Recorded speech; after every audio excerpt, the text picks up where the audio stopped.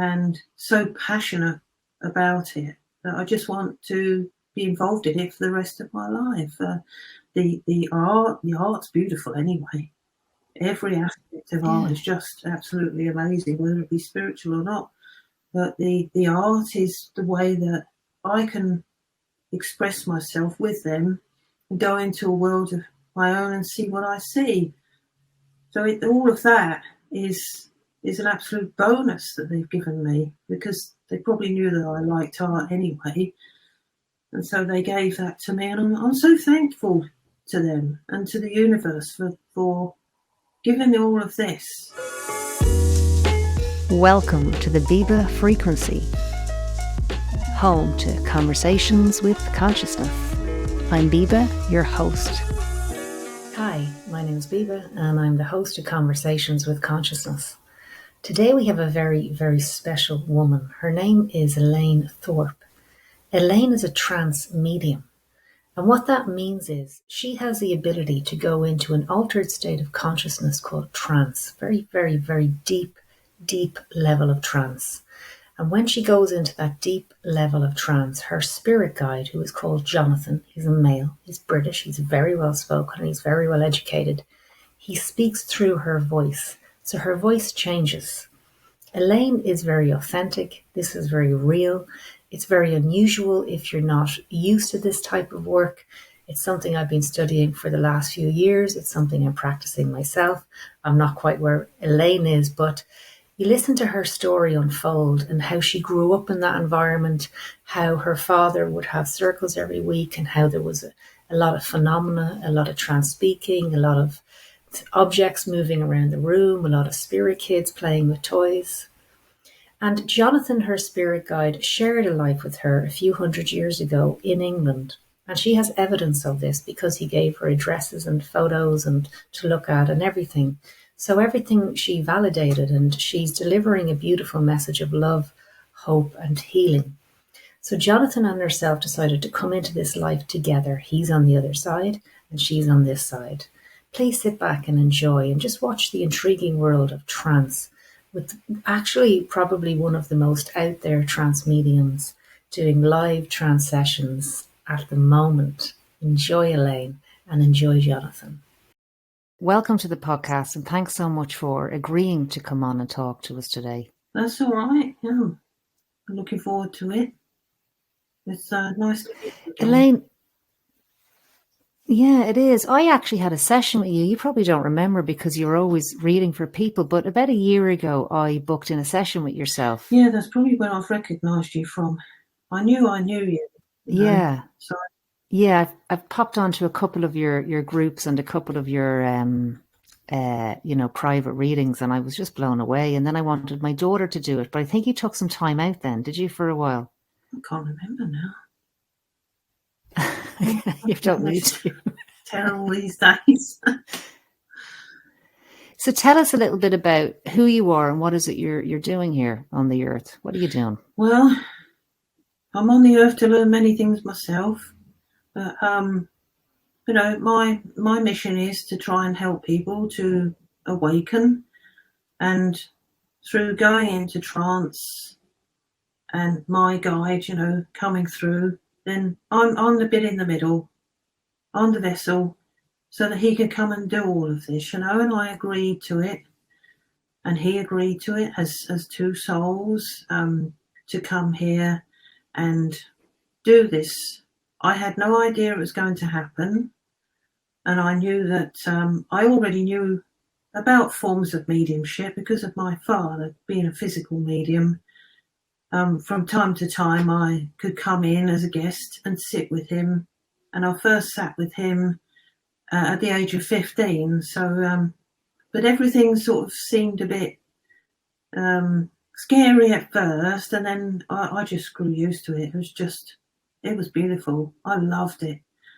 And every time I sat, the children would come and play with the toys and stuff. And then as I grew older, it went away. I got married, had my children, and kind of grew away from it to around about the age of, I would say 32, 33. I started photographing orbs in my mid-30s, and they would be around my daughter, and they would come out some of these really clear orbs in the photographs. And I started with that, and I was always interested in spiritual things, so I always used to watch Colin Fry and all of that on the TV, and I loved watching that, and then that sort of drifted away.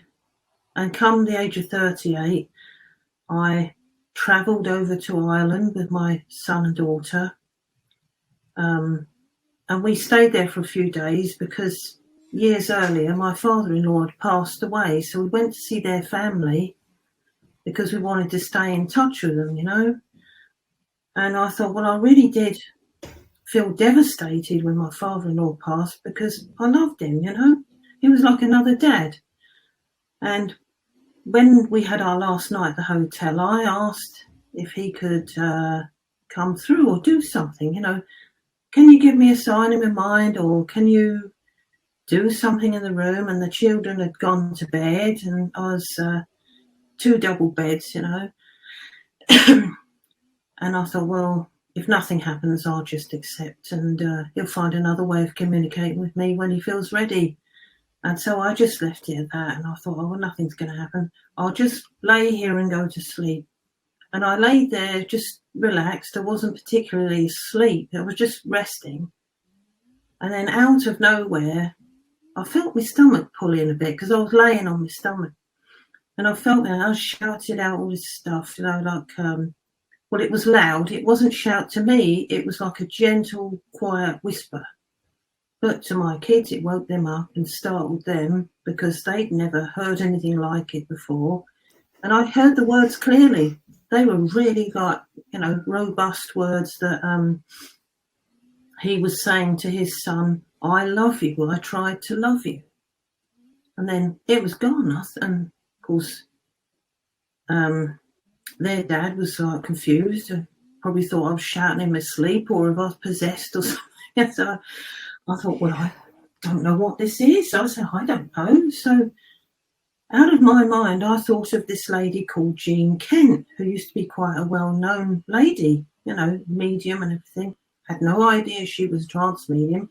All I knew was that she knew my mother and father. So I said I'd ring her. So I rang her at the hotel. And I said, well, what's going on? She said, well, I thought you knew because your father was a medium, but it's trance. I said, well, what's trance? She said, well, didn't your father explain it to you? I said, well, no, he never tells me anything, Wow. And then after that, she said, well, I know a lady, if you want to develop it, Kay Austin. So I went to her.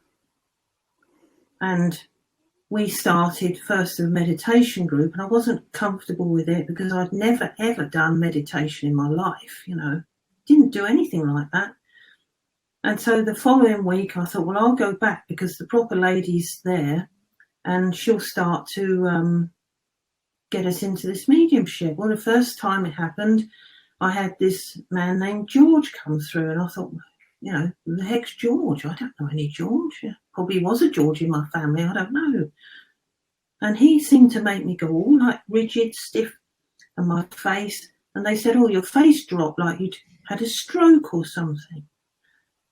And so that was the first and only time that he had come through. And I said, well, if you're going to come through, surely on the other side you haven't got these complaints anymore. If you're going to come through, you have to go and, come as you are. Don't bring your aches and pains or whatever you had in life because you don't need them.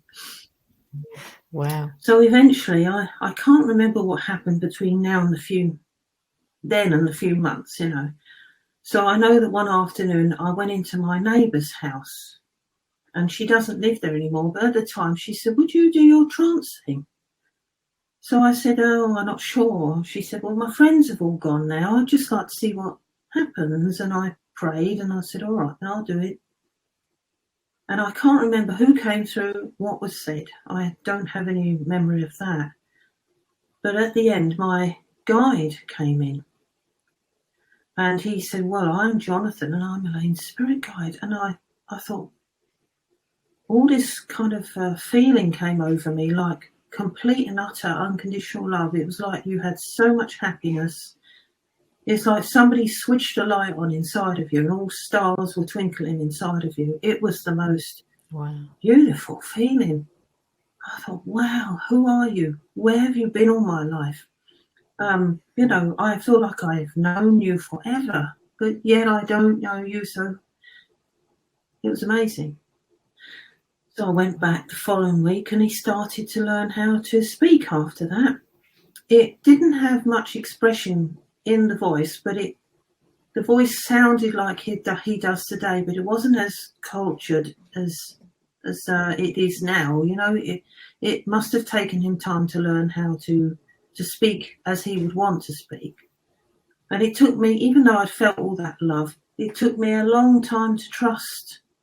And I thought, well, is there any ulterior motive here? Are you here to take over my life? All sorts of things that humans think. Mm-hmm. Is it me? Is it an altered ego? And I thought, I can't deny it. In the end, I couldn't deny it because I thought, well, it doesn't even feel like that. It just feels safe. It feels right, So I stayed at Kay's for a few years and then went back on and off. And sort of got on with life and sat once a week, which I loved. And then we decided to create our own circle. My friend's house had a room upstairs, and we decided to create our own circle and gather some of my mother's old friends in the end. She came to help out.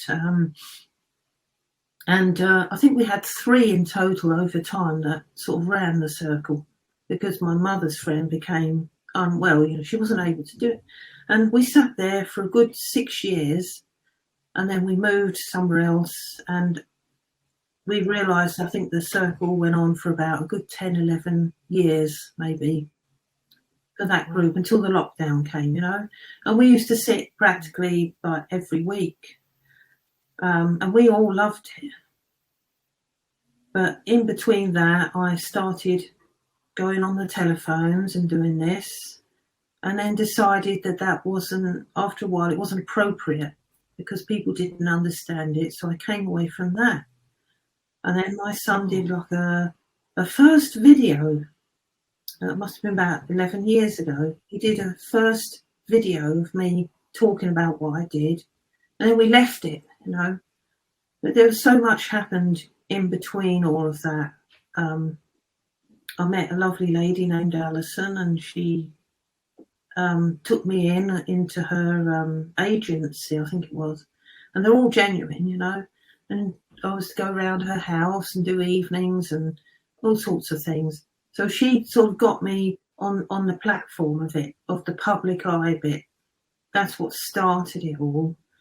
And it just went from there. But, I don't want to rattle on if you want to ask me any other questions. You could rattle on all day, and I'm just listening to the rattle because you've so much acceptance about that world and your world, and it's so you're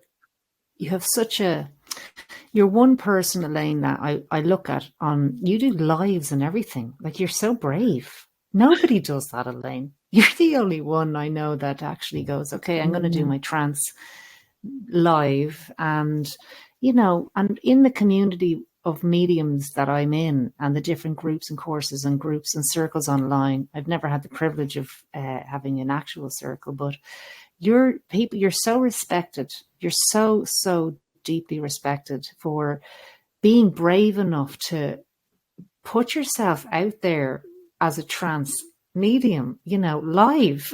So unedited. I know. It's not been easy because you get a lot of judging people out there that don't actually understand it. And sometimes that part of it can be a bit daunting, a bit upsetting. And there was one time where I thought, well, maybe I shouldn't do this anymore, so publicly. Maybe I should just stick to private. And I thought, well, no, I can't, because my guide spoke to me and he said, well, this can't remain where it is anymore. It has to go further. And I said, what do you mean further? And he said, well, we have to go public. And I said, oh, I don't know. I really don't know. People got to judge.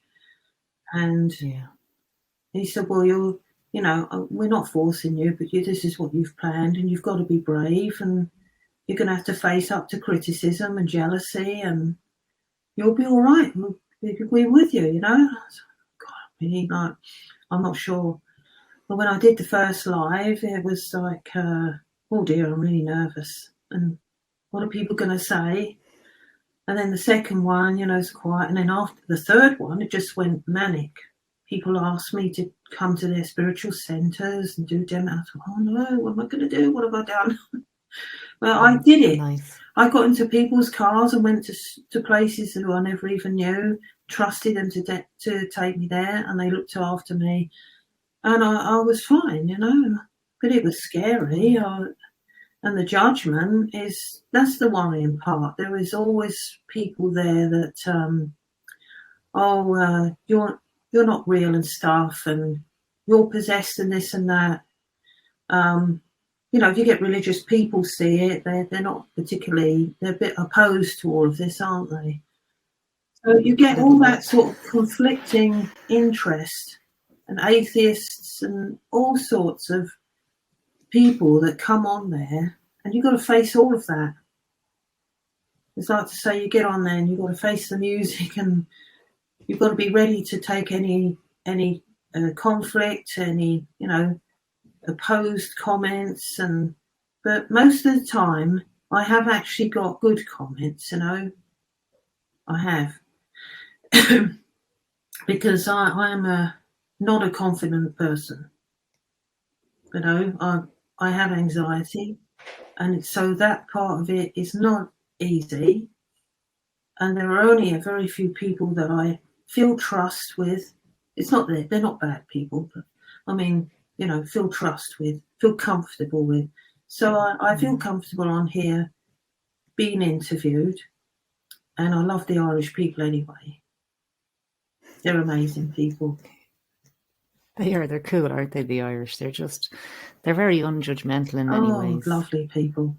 Absolutely lovely. But can I ask you, Elaine, there's so much in what you just said there, because you're such a, when I close my eyes and tune into your heart, you're so gentle. It's almost like you're an elemental. You have such a gentle nature. You live really in two worlds, don't you? Well, I live in the world of the madness where I'm myself, and, you know, I don't, you know, sometimes I get off days like everyone else. I'm not always, you know, in a good mood. We get bad moods, all of us, and we snap and, you know, shout at each other, don't we? But when it comes to this, you know, I just respect it so much. When it comes to this, I'm so serious about it and so passionate about it that I just want to be involved in it for the rest of my life.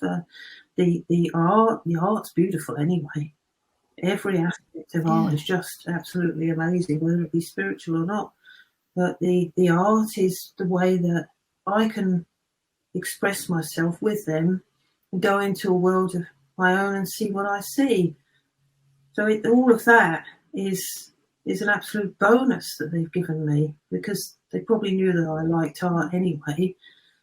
And so they gave that to me, and I'm so thankful to them and to the universe for giving me all of this, for my soul to choose this. And it's hard sometimes. It's very tiring, and I can't say that it's easy being available like I am. But if this is to be known about, and trance mediumship is to be known about more, you know, most mediums that I've met are absolutely genuine people. I've met old souls that are absolutely amazing people. And I've met a few trance mediums that were in my group, and they were all real, all genuine, all old souls. Absolutely all of them are just fabulous mediums. They didn't take it anywhere, but they had a wonderful ability to tune to spirit, and our group was everything, you know. It was just all of us sitting together, no judgment, no nothing. It was amazing. Can I ask you about, you said when you were younger, your father let you into the circle, his group, when you were 15, and you said, and the children would come and play with the toys. I mean, like, tell us about the children would come and play with their toys. we'd lay out toys, and in them days they used to blacken the room out, so it was all genuine because I knew, I tested it. You see, when I first sat, I tested it, and I thought, there was like a trumpet in there. You may not know, but they have like a trumpet shaped thing, like a cone, and it has a luminous paint on both ends. So if you were to hold the luminous trumpet at the top end, which is the smallest part, then a human hand would cover the luminous paint. So you'd know that someone human was holding it and shooting. So I tested it. I thought, there's got to be someone holding that, surely. I thought, right, I'm going to test it. I know he's my dad, but I'm going to test it anyway. So the trumpet shot over at speed to me, and I knew we weren't allowed to grab it because it would damage and the energy would shoot back into my father's solar plexus. So I just let it do what it wanted. I was so kind of freaking out by then. I was thinking, oh my goodness, this thing is like so close. And this, so I looked at it, I examined it. It was pitch black in that room because they blacked it all out. Couldn't see none of the sitters, only if the trumpet reflected light onto their feet. So none of them got out of their chairs. And it was a very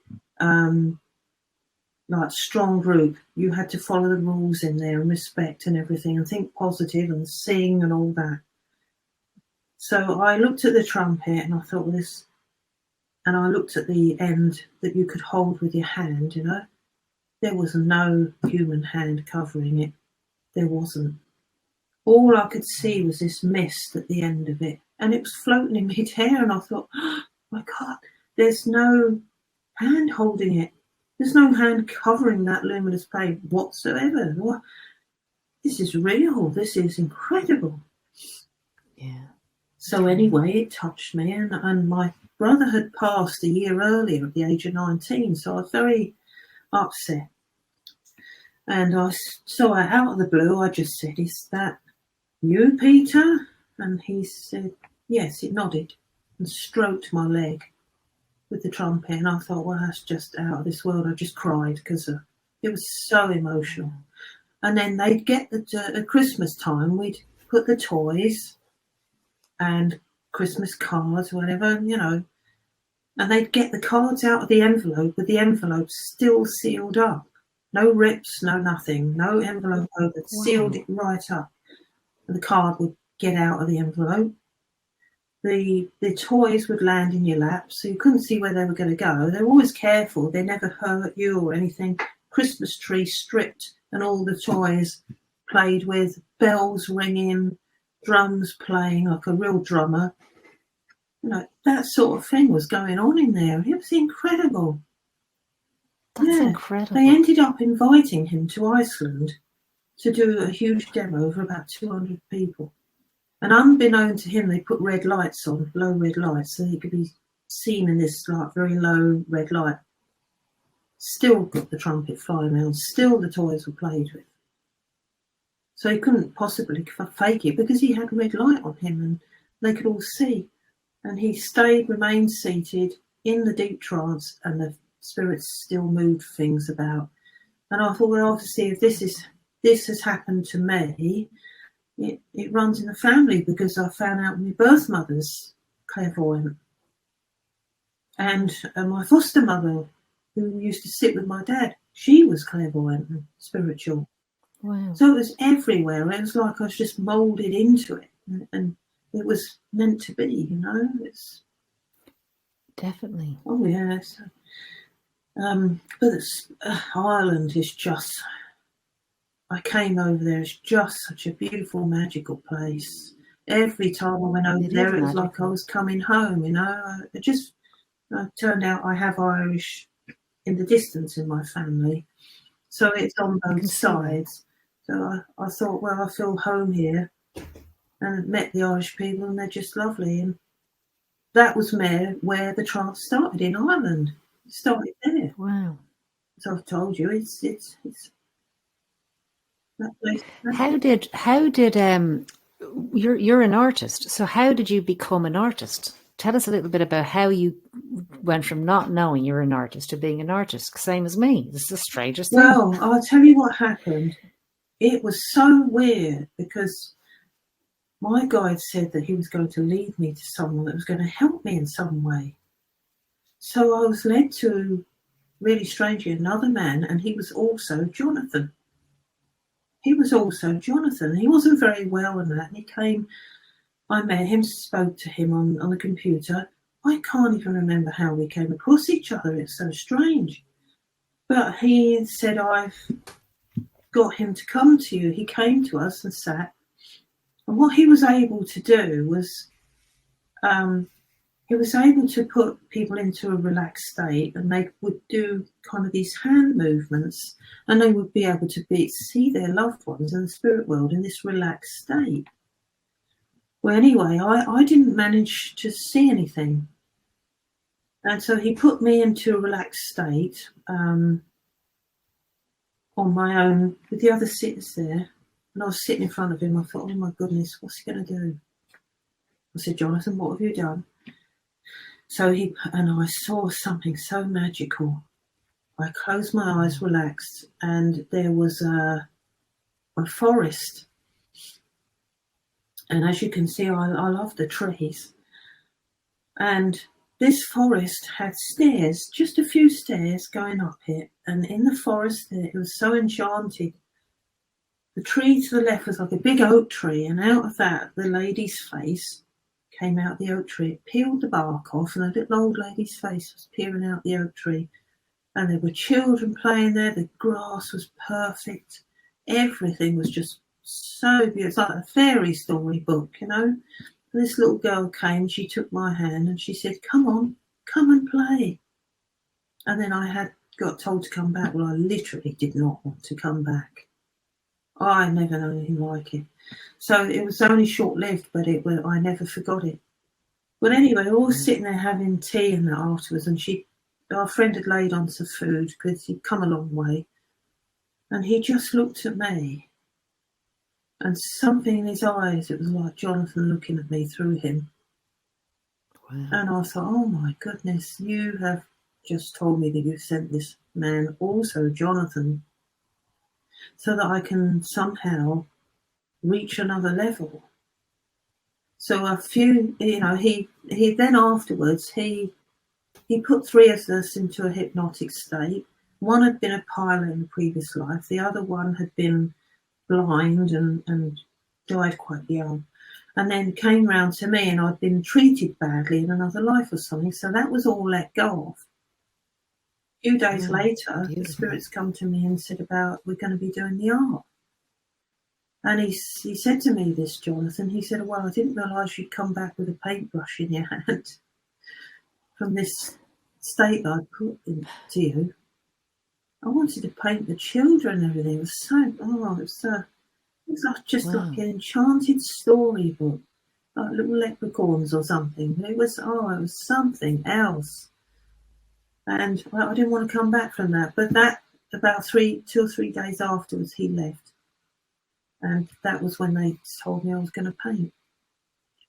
Wow. So I think something inside me was unlocked, and the painting was able to start. Yeah. And because when I look at your art is ethereal. It's not from here. When I look at your art, I know it's your ancient eye is seeing that. Your inner eye is in a realm that comes from an inner realm. Yeah.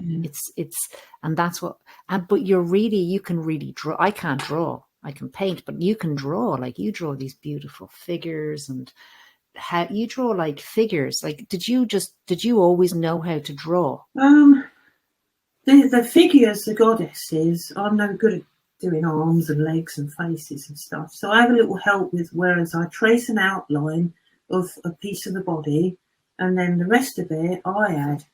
So I wake it up. Wow. And I know that to the face and the arm, I can attach something else, a dress, or I can attach something else, some hair, flowing hair. So from then on, it just becomes, the rest of it becomes the spiritual thing. And I do all the background myself. And that's just for the goddesses. But for the souls, when I did the soul paintings, they come in by themselves, and I just shade them in. So one, Jesus appeared in it. This woman said one day, I can see a face in that. I said, oh, okay, I'll have a look. I thought, oh my goodness, yeah, okay. Let me just shade that in. I thought, that looks like Jesus looking up into the sky. Wow. And so recently, a few months ago, I asked him to come in again. I said, would you be able to come into one of my paintings again? And so I was just doing a painting for somebody, and I started shading. I thought, oh, I can see a bit of a face there. I'll shade it in. Then the beard appeared, and it was like he was laying down in the clouds, looking up. Wow. Wow. Like he was part of the clouds. And I thought, oh wow, you've appeared again, just like I asked you to. And I just shaded it, and it came to life. That's all I did was shade what I could see. So with the souls, they appear, and I say, souls of the light appear, only of the light, please. And they appear, and sometimes loads of them were coming in, literally loads. And, okay, we're going to have to stop coughing more in. But they were all flying up to the light. It was like they were all going home. It was like somehow they were being sent home through the art, or they were just displaying how they were in that light, how they got to heaven, or how they were flying around in heaven. It was quite amazing that these souls and their faces were appearing, faces within faces within faces. I thought, wow, so many. But for a few years, I did draw on paper. I think for a couple of years, I think it was about 2007 to 2009, I think something like that. I started drawing faces on paper. And then little faces would appear. There'd be another face in that, then another one in that. And in the end, I gave up because it was just, I just left it. I thought, oh, this isn't for me. I just got fed up because I couldn't piece one face together. It was like little titchy faces, large faces. I thought, oh, I'm confused. Multidimensional beings. Yeah, they were everywhere. So they planned in the future to appear in the paintings. And I could look at the painting and I could say, oh, look, there's a house there. Oh, look, there's a face. Oh, and there's another face. Oh, I just shade that in. Oh, it could go on and on. If you let it go on forever, it'll go on and on and on. There's just so much. Wow. There's absolutely endless. Do you know, Elaine, when you're talking and you're describing to me your process as a light worker, there's waves of love coming, like waves of love are washing through me as you talk. Oh, that's lovely. When you do it, you are just such a beautiful human being. You really are. Oh, you are such a kind lady. You're exceptionally beautiful, Elaine. Well, you are too. You are too. I know it's weird getting compliments, right? But it's important that it's just when I feel that you're talking about art and I just feel these waves of love I think as well because of your angelic nature that the spirit can flow so fluidly through you, with you, around you. There's no you're just so accepting because when you were a kid, you kind of thought you saw trumpets floating about and you saw toys being played with by invisible kids.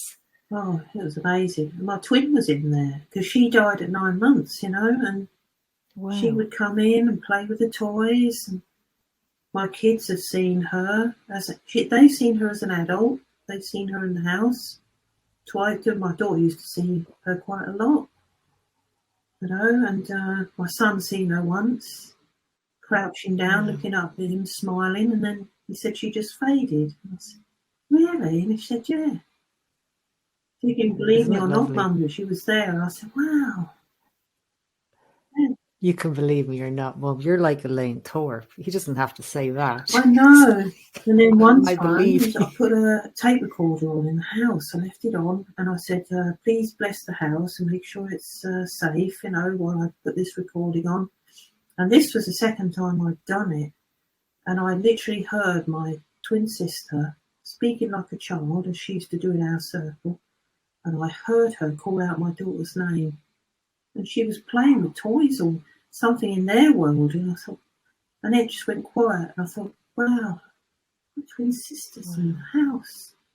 and she's playing with the toys and all that. That's so beautiful. Yeah. And I used to call my daughter Louisie, you know, so when she was little, I said, Louisie. And she shouted out, Louisie, Louisie. I thought, oh, wow, there was no one in the house. No one. Literally no one. It's a blessing. Isn't it a blessing to be able to have that access? It is. It is. And I wanted the house protected, obviously. But orbs would be, I photographed her. A massive orb was right next to her head. And I'm sure it was her grandfather, Tom, you know. And it was right next to her head, so bright. And then I did another photo of her. She was about 3 years old. There was nothing there. And one day I got the photo out and there was an orb that appeared in the photo. But it wasn't in the photo when I got it developed. Interesting. What the heck is that? And I'm like, wow. So both my kids, they don't use it, but they're spiritual. They have seen spirits. When she was little, she used to see them. And she'd say, oh, there's a man on the stairs, Mum. And he doesn't look very happy, though. I said, okay. I said, well, tell him to go into the light and then he's going to be happy. And she told him and she said, he's gone now, Mum. I thought, wow. Children are so natural with it all. It's like they've got no fear. How could you just look at a spirit like that and not be, back then I used to think that. And she didn't seem afraid at all. She just said, come on, children, come round and have a photograph. She said, blimey. And when I took the photograph of her, loads of orbs were in it. I thought, wow. They're all around us. They love us. You know, they do. They love us so much. And they bless us, don't they, as well? We're blessed as well. Like, I feel blessed. There's always someone or something hanging around. They're always hearing voices. It's not so obvious, but when you learn to tune in to the inner senses, you just see, sense, know, stuff moving. It's not as obvious with me, but even my daughter's like, Mum, I love that we are in the world we are in. She's 17 now. And I just feel like my life is very rich. My internal landscape is very rich because I have a connection. And it's just something that's private and nice. But with your connection with Jonathan, which is your guide, how do you feel him connect, come in? When you go into that, what's that feel like for you? Tell me about your process of channeling into Jonathan. When he comes in, when I go into the trance with like the music, it just takes me off to another part. I don't go deep, there are occasionally ones that they go to sleep and the spirit takes over and they go to a nice place. But I do see things. And sometimes when the healing is done, when he does healing, I can hear people whispering, in the far distance. Sometimes I hear a woman's voice whispering. And it can be in their side of the room. It seems like it's in there with them, in the screen. And one time I was doing healing and I could hear someone calling out. It was really clear. It was through a Skype thing. It was like, Steve, Steve, Steve. And I thought, am I imagining things? Who's that? And when I told her about it, it was the guy that owned the house that she was rented it off, or she had it, and he lived there. His name was Steve. He owned the house. And he passed away, and she said that was Steve. I thought, oh my God, I literally heard his voice through the speakers of the computer. They're amazing.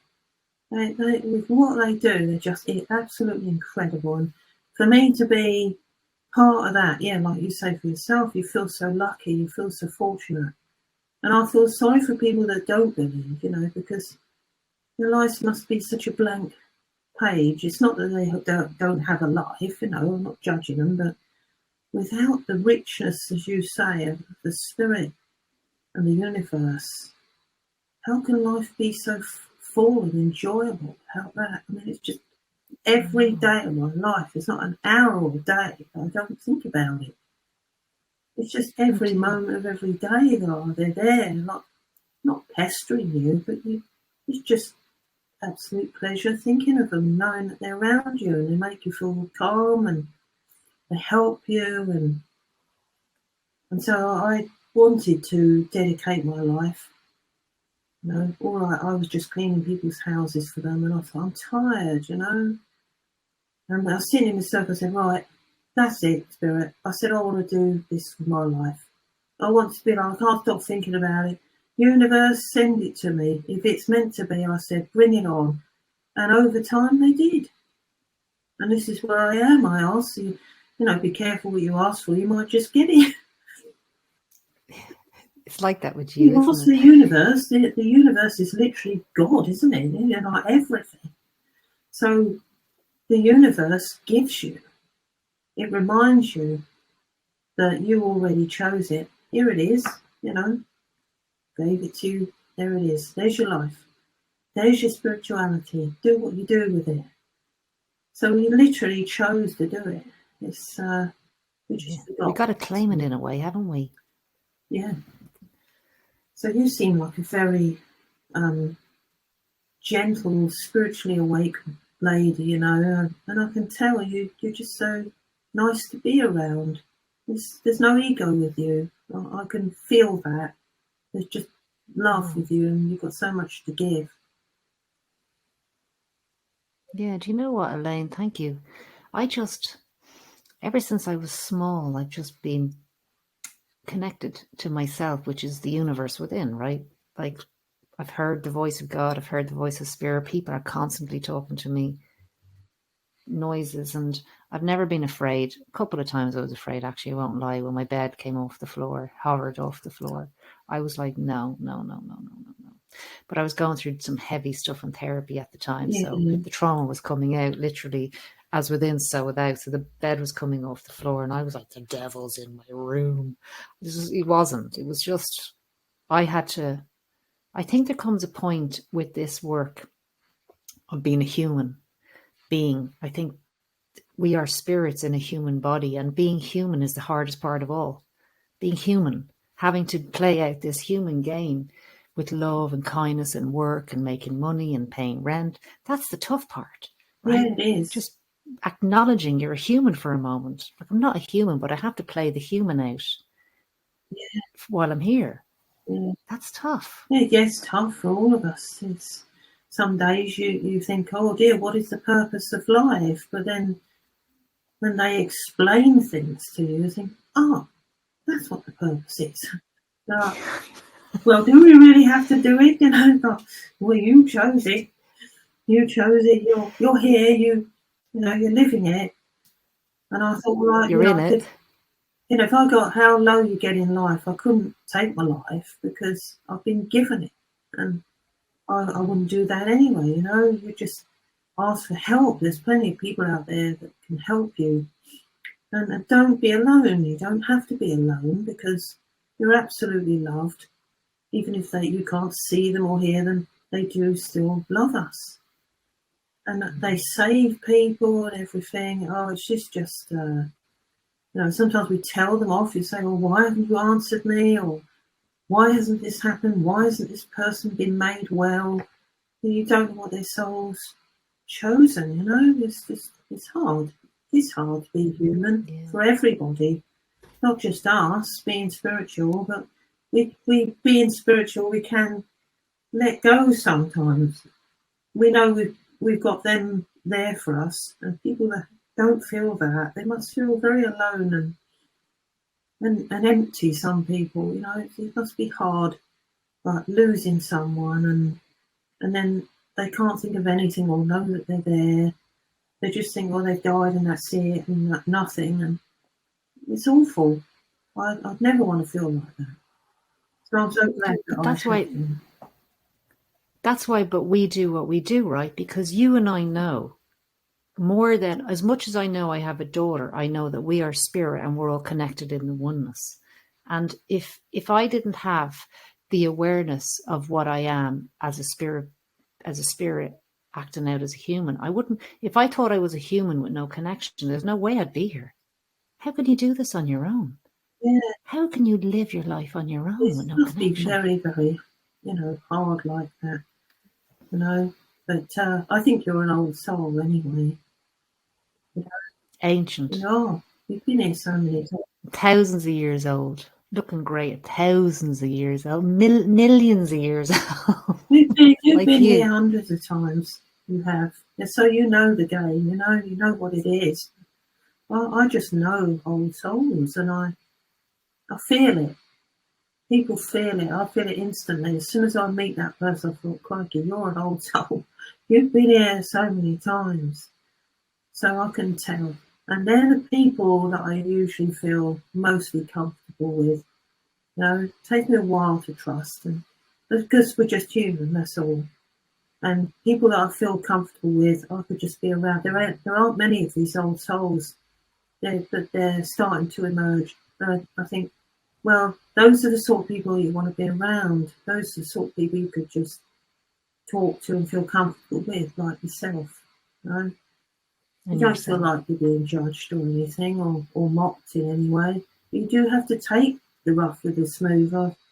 I've had rants with people sometimes over it, and I think, what's the matter with me? Just let that go and just accept that you've got people that do support you, and you can't hang on to the negative. Not everybody has the same opinion. You've just got to accept it. It's hard, because when you're like this, you think, well, you want everybody else to think the same, but they don't, unfortunately. It's just the way life is. It can be tough for mediums, that if they're judged or they're expected of. Well, I actually feel for all of them, because they're the most expected of people in life, actually, because they're expected to be on the ball and on perfection every time. It doesn't work that way for them. It depends on how the energy is as to what comes through. And for us, we can just accept that. But there are people that find it hard and don't understand it to accept it. But the fact that you're on the same journey as I am, it's nice to meet someone that's like-minded and feels the same way. It's kind of like looking at a bit of a mirror of each other, because you understand me and I understand you, because you think on the same lines. It's amazing. I'd like to meet more people like that in life. Me too. So Jonathan, my journey with him, he explained to the group that he was from Islington in London, and that he got married in St Mary's Church. And he said, well, you weren't my wife, but you were Mary Ann Ellsworth. And you were born in June 1855. You were 10 years younger than me. And, I met you, and my whole life lit up. And every opportunity we could meet and talk and just be together, it was there. And it was only a short time, but it was enough to help me realise that perhaps there was more to life than what he thought at that time. And I researched the church, and all the information that he gave on it was actually real, because he said it was bombed in the Second World War, and that part of it remained and the rest of it was crumbled. So I thought, well, I'm going to look up, I'm going to test you, and I'm going to research it. So I looked it up and found it to be true. The photograph, the tower part remained, and the rest had been ruined. And he said people got together and put it all back together and restored it again, which they did. Like an Arsenal group or something got together and restored and rebuilt the church after it was written. And I thought, wow, it's just... So my friends years later took me there, and I went into trance in there, and I know I wasn't supposed to, but there was no one in there, and they begged me to go into trance. And he said, look, I respect the church, I can't stay, but I just want you to thank you for bringing her here so that I could create closure for her, so that her journey could further itself. So we all felt emotional, all sitting in the car afterwards, bawling our eyes out because we were emotional. Wow. And I was glad that I went there, and it kind of created a bit of closure for the previous life, I suppose. And so he was able to connect better with me. He said that apparently I was sent to the workhouses. I was sent to the workhouses because they found out that we used to meet. And so, of course, I think it was his father or someone didn't want me there, sent me to the workhouses. When I looked at the picture of the workhouse, I thought, I felt all cold, like, felt the loneliness. I thought, well, that needs to be let go of. And it was let go of a couple of times with different mediums, One took me back to that life, and I was able to let go of it, seeing the church. But the connection is just something else. I mean, for all you know, your guide or one of them in spirit that are working with you next to you could be your twin soul. It's wild. It's amazing. I mean, I had someone that actually, they're on the Facebook. She was the lady that got me started off publicly. And a guy over the other side of the world in America saw her on there. And he said, I've dreamt of that woman. She's my twin soul. And they met and got married. No. And he's over the other side of the world still, and she's there. They work together. Spiritually, most days, they work together. And they even look alike. The twin souls literally look like each other. You would think, are they brother and sister? They're twin souls. They look like each other. I've seen pictures of photographs of twin souls. They all resemble each other. So you're the mirror of each other. Isn't that beautiful? It is. So you have your twin soul that works with you from the other side, because he's absolutely here now. Here. Spirit look at through your eyes at people. They look at people. I don't know if people have ever told you that, but they look through your eyes. I've seen it happen with other people. And I thought I was going mad because I bumped into this guy once and he said, can I ask you something? I said, yeah. And I was there for like a demo, and he said, do you ever feel like spirit looking through your eyes, or they're looking through someone else's eyes back at you? I said, well, I am actually so glad you said that. Good. I thought I was imagining it. And I said, now I found out that you see it as well, so now I know it. And I'll believe it, It's like it was meant to say it to me, so I believe. And they do. They look at through people's eyes at you. And it's like, wow, that's not that person. That's somebody else looking through their eyes. It's somebody else looking at me in that body. Yeah. So they look at us. Yeah, I've actually, I've seen Elaine. I've seen the faces change. Yeah. I've seen the morphing. I've seen a face morph, and it's unbelievable. It's like, I saw once a man walking across the road, and his face morphed into a lion's head. Wow. Now listen, that's really abstract. He didn't morph into a woman or a different man. And all the cells in my body, Elaine, I was at the traffic lights, and I looked at him. He had his head down, and then he looked at me like that because he knew I saw it. I could see. All my cells just went boom in my body. For 3 days it stayed like that. And he was in my head for 3 days. My goodness. They're good beings, the lion beings, they're healers, they're healers from another place, another time. Oh, maybe, have you ever thought that he might be a spirit that you saw? And you only seem to see these people once and you never see them again. Or they may come to help you with something, you turn around, they're gone. I quite believe that. Yeah. And, he could have been a spirit, angel or something that was there and you were supposed to see him and you felt it. Not to awaken you or whatever they did. But I believe that can happen. I think you're right, actually. That makes lovely sense to me because I'm thinking, why did I see that? Now, he was sort of like saying to you, lions are brave, courageous, and he's probably saying you need to be brave, strong, and accept yourself, and and know that your journey is a spiritual one, and that you're going to help other people. And, you may never see these people again. It's like, well, I could look and search the earth far and wide and never see them. Where are they? Where did they go? It's like crazy stuff happening. Really weird stuff. Oh, yeah. I mean, this man, I heard about this man, I believe, and that he went to this pub and he met an old friend. And he sat there, this old friend, drinking beer with him and chatting to him over old times.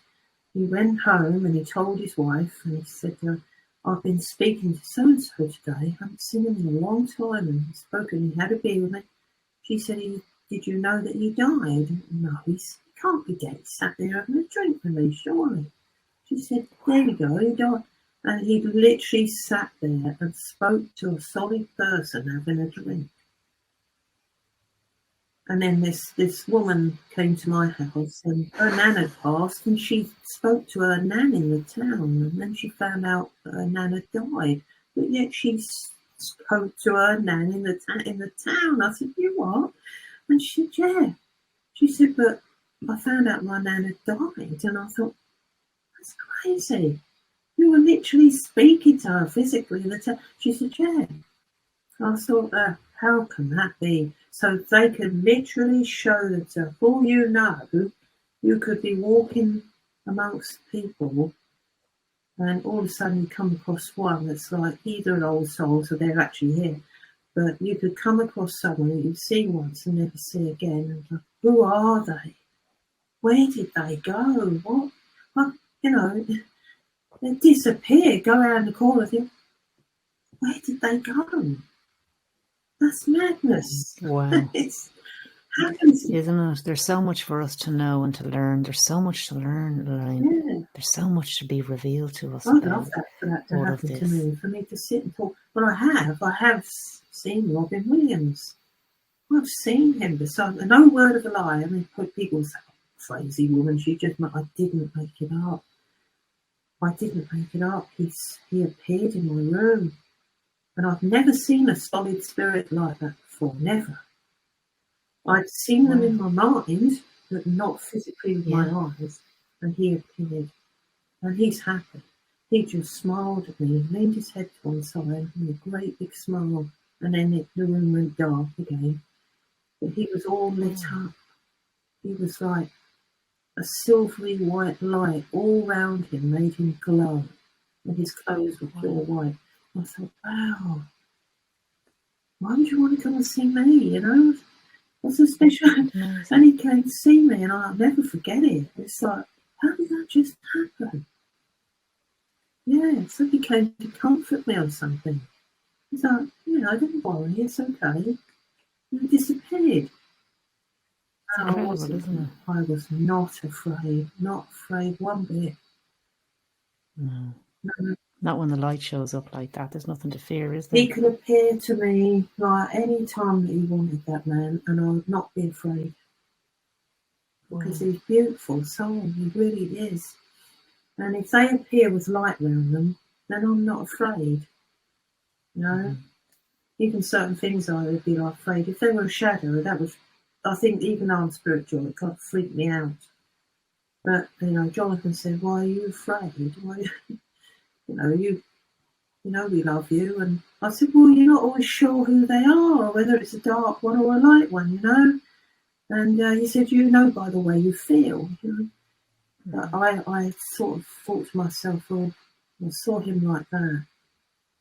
And when I saw Jonathan in my dream, I knew it was real. It's absolutely real. Your spirit is absolutely real. The spirit, well, you know all this anyway. The spirit world is real for anyone that, is awakening and doesn't understand this. It's real. It is. They just, it's not that even that it's real. It's like we have bodies and they don't.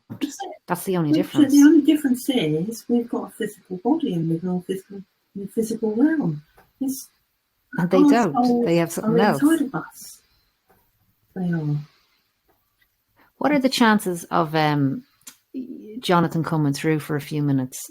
Are you too tired? Are you up for that? Yeah, I can bring him through for a few minutes, you know. Because I know on your website and on all your social media accounts, for people who are interested to look at Elaine's work, there's countless amounts of beautiful messages that Elaine brings through with Jonathan. But just for those who are here now, just if he's around, I'm sure he's always around. Oh, he is around. He's always around. You're a gentleman there. He's very much with you now. He keeps with me. Yes, definitely. He's been there for the last 10 minutes or so he's there. He's so strong. Wow. There's really? no denying it. He's absolutely with you. So, and he wants to work with you. He wants to come forward more in the trance. And I believe it to be your twin soul that's going to come and work with you quite regularly, and you're meant to do all of this. You know, wow, I don't Elaine, want I to can be feel it as you talk. the only one that's out there. I want more people out there delivering this. So, you know, I don't want to be, I should be the only one on all this stuff. The more it's seen, the better it's going to be. Anyone that does trance, I absolutely love it. So, you know, maybe one day you could show it to me. I love trance. I study trance. I'm studying it. I practice every day. I'm on it. I'm on it, Elaine. I'm on it. Oh, you are a beautiful person. You know that. Thank you so much. Really. There's no pressure, by the way. However you feel, because I know you didn't really sleep last night. No. You usually get past it, though. You know. I think it's just the heat and the light mornings, isn't it, that just wake you up too early. I think I need some dark curtains. When we get there. I like these interviews like this because they're informal. I don't like things to be so formal and so rigid. I like things to be homely and relaxed. You know, you can't structure the subject so much. You can just express yourself, you know. So, you know, if you want to interview anyone else, there's I'm trying to think of his name now. He's been a trance medium for over 50 years. And he brings through white feather? Yeah, that's it, white feather. And quite honestly, it's genuine. I can't fault it in any way. I can just feel it, you know. So, Rob Goodwin. That's how we survive with our feelings. Rob Goodwin. He's actually on YouTube. Rob Goodwin. Look him up, and if you want to interview him, I always recommend the best for interviews. And he's one of the best I've seen. And he's all genuine. I could just tell. There's nothing fake about that man at all. He's a lovely, kind soul. And I would love it if you would interview him. Okay, I will do. You know? I'll ask him. So, what do we do about this music? I've got a short piece of music. If you want to, you do whatever you want there. Mute it, because you've got to be careful of these copyright things, haven't you?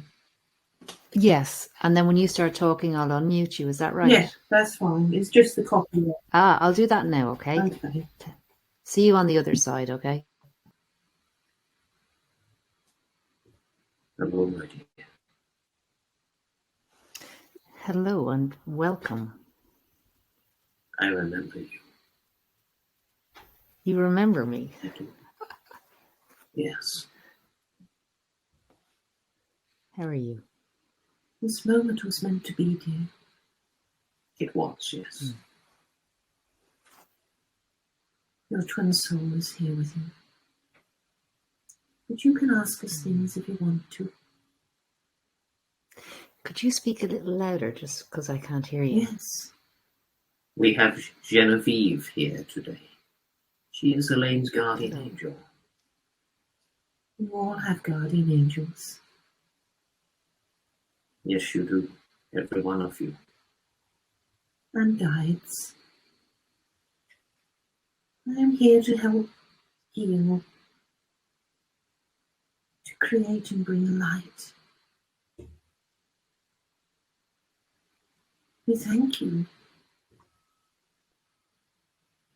What would you like to say?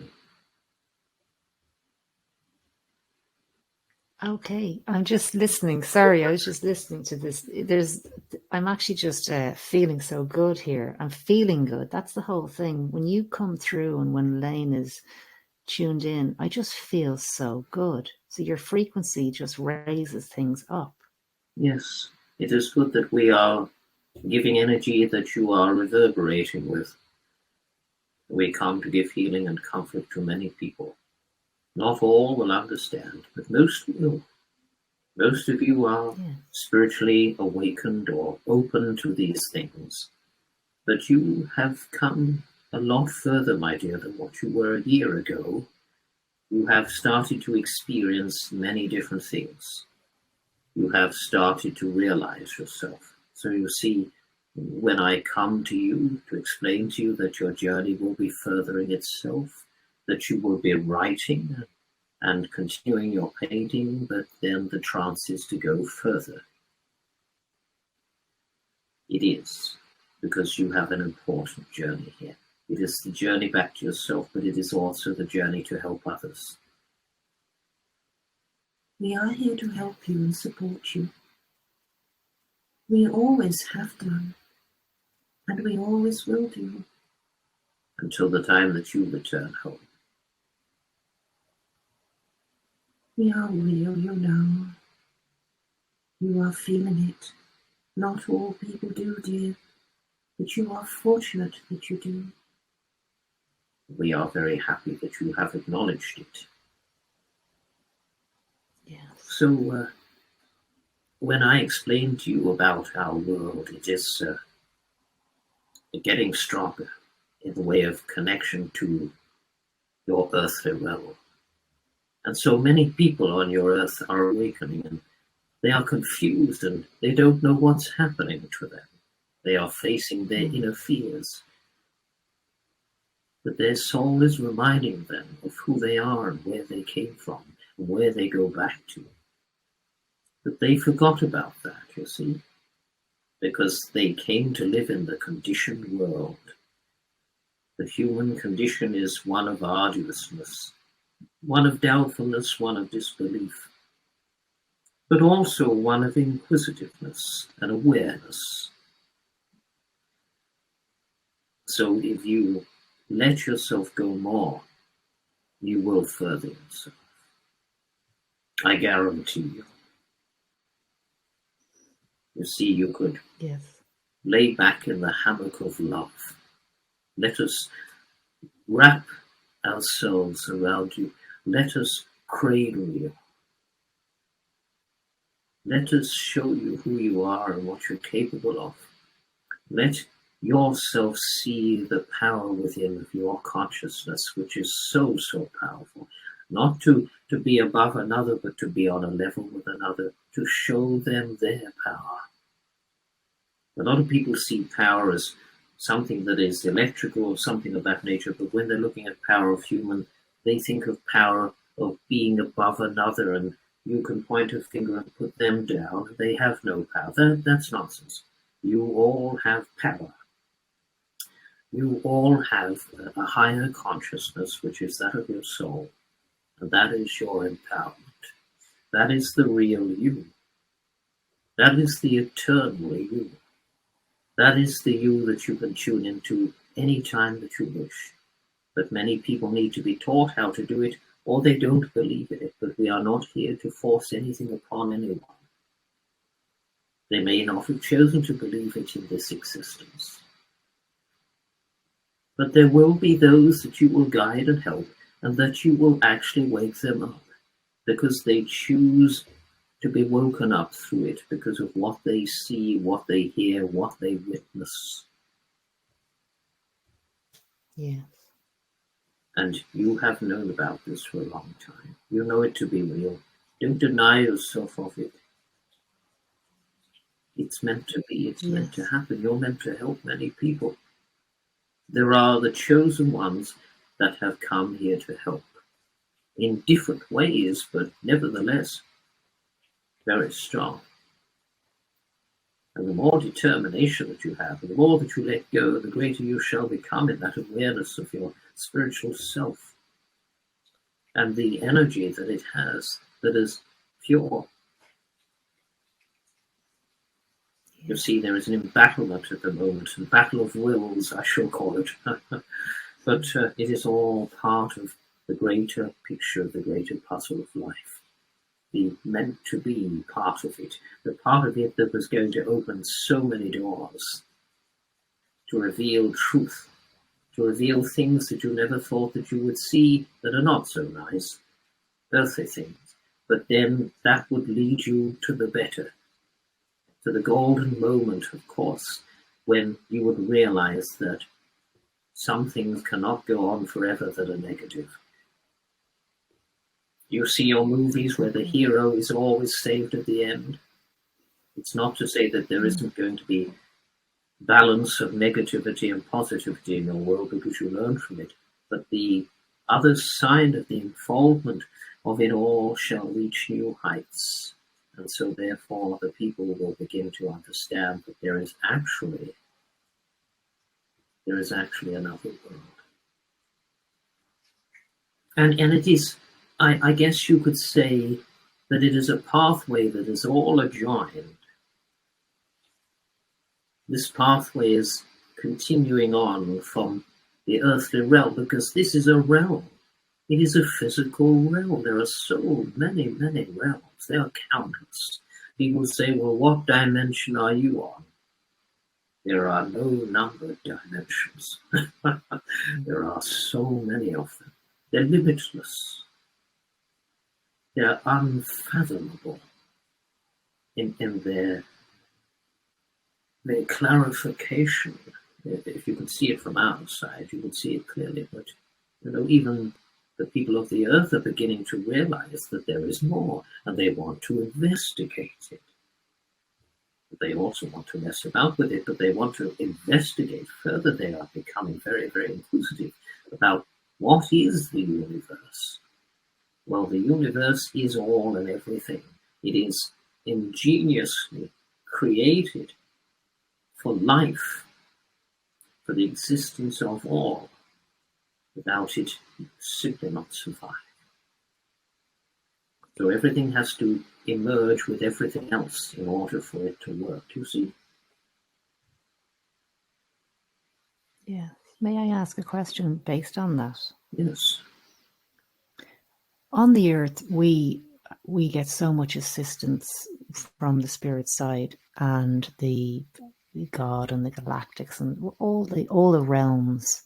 How do we assist those in other realms if we were to reverse that concept? Well, you see, these other realms that these beings dwell in, they are very, very advanced. They are spiritually advanced. Their aviation is advanced. They are real. And, some people would not believe it. The little men in their flying machines, are they real? The little green men? But they are not necessarily little green men. They are highly intelligent beings that are far further evolved than the humans will eventually evolve to that state of mind. You see? Mm-hmm. At the moment, you cannot see it. No, not yet. And they are living in realms too. You see, when I talk about the limitlessness of the realms are mostly planets, and they are also realms of the spirit world. There are realms that would go into other galaxies, universes within universes. It is immeasurable power that is absolutely and indelibly real. Yes. And is it when the collective consciousness on the earth rises and when more people wake up to the truth of what they are, the light that they are, the love that they are, that must create a resonance in other realms? Yes, it does. Because all of the realms are actually connected. They're like a ladder, you see. But they're not of the stiffness as a ladder. They flow and they merge into one another. You see, like our world merges with yours. Well, other realms will merge with other realms, and so on and so forth. So therefore, it's like having several blankets and folding them all over each other, you see, and interwoven with one another. Or a knitted jumper, I will put as an easier example of interwovenness that is on and on for eternity. There is no end to it. So the spirit world is not necessarily a separate place. You're going through the realm to realm to realm to realm.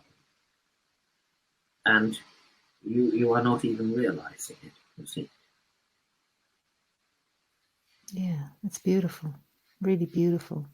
And you knew Elaine in another life.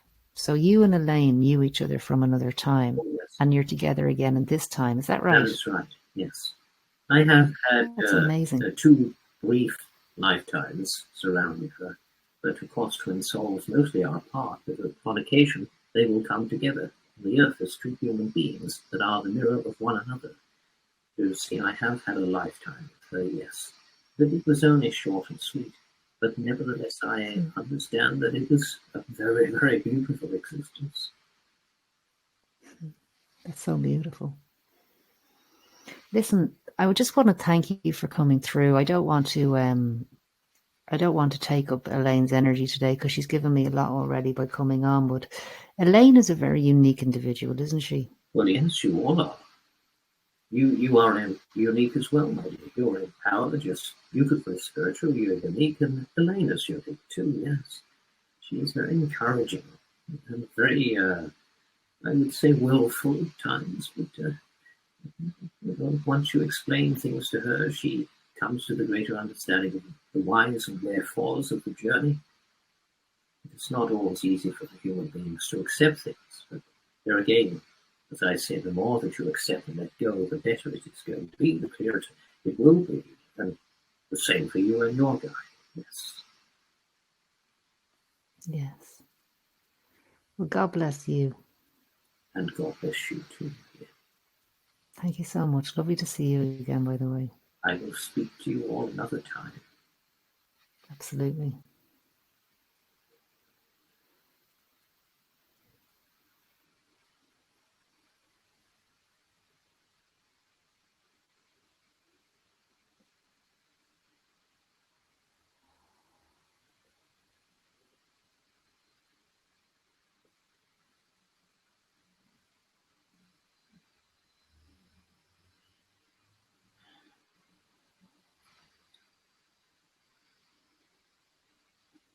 Welcome back. Welcome back. Right. Hi. Thank you so much for agreeing to do that with me. Oh, that's all right. You're welcome. Or perhaps one day you can show me your trance, Perhaps we could interview you on our YouTube channel or something. I'd love to do that. Thank you. Yeah. Thank you. And if you wanted to, That was wanted to show it, you could. I don't mind. People like you need to be seen anyway. Thank you. You deserve that. You're a lovely, genuine person, and I feel that from the core of my being. You're welcome to be interviewed on our channel. That's fine. I don't mind at all. Help each other's channels so we can further this light. When I get brave, okay? Yeah, when you get brave, you don't have to. When I find my bravery, I'll give you a call. Yeah, that would be lovely. That was beautiful. Your guardian angel came in and Jonathan, and they were having a dialogue. I mean, I'm just sitting there going, wow. Well, I found it hard to believe her at first. I thought, I'm not so sure. Right, you better prove it then. Because I asked them, I say, you better prove it. Anyway, she did. She did prove it, and more so recently as well. And what she did was I saw a little camper van with her name on it. Wow. That passed me. Never seen it again. I've seen it 2 or 3 times. Never seen it again. They probably moved away. I don't know, got rid of it. But it had her name on the side of it. A little brown camper van that someone had done up. And it had Genevieve on the side of it. Wow. And recently, my friend's just sent me a recording. She does all these EVPs. She's a trance physical medium. But she started doing all these EVPs. And Genevieve come through on there, very, very faintly, but it's the exact same sounding voice. And she just went, Genevieve, like that. I thought, and I know it sounds a little bit like my voice, just like a little bit more elegant, and that's why I didn't believe it. That's why I asked her to prove it. Oh, no, it sounds too much like me putting on a nice voice or something. Prove it. So she did. So 2 or 3 times, and then I heard her voice on that recording. I put headphones on, turned it up, and there it was, Genevieve. She said her name really clearly. Could have done with being a bit louder, but we turned it up on the headphones, and it was there. She said it herself. And Jonathan spoke separate from me as well. That's amazing. It's just lovely to see how you go in, you surrender, then he comes and she comes, and they kind of talk, and you're just going. And then to me, it's so obvious that that's what that is. There's no I don't question it. I'm just can't believe I'm seeing it. I'm so happy that I get to witness that. Yeah. I get to witness the spirit realm coming through you. It's like this trinity of gorgeousness. I love it. I love hearing people's talk. And I, as I say, if you wanted to show it to me or a recording of your trance or something, I just want to see what people do, because the whole thing is fascinating, and to hear their guides' words and that. I've seen some amazing mediums, and I'm going to have a time where I talk about them on there, especially my friend Alan that did it for over 40 years and transfigurated my father in broad daylight. It's like, wow, just wow. That's amazing. I said, you need to be a transfiguration medium, I think. Even his guide had lipstick on and eyeshadow that I could see, and I thought, it's incredible. There's some amazing people, mediums out there, and they're just not noticed enough, not everybody wants to go that way, but just to know about what they're capable of and what their abilities are, it's just nice to know that we all have some sort of ability in us.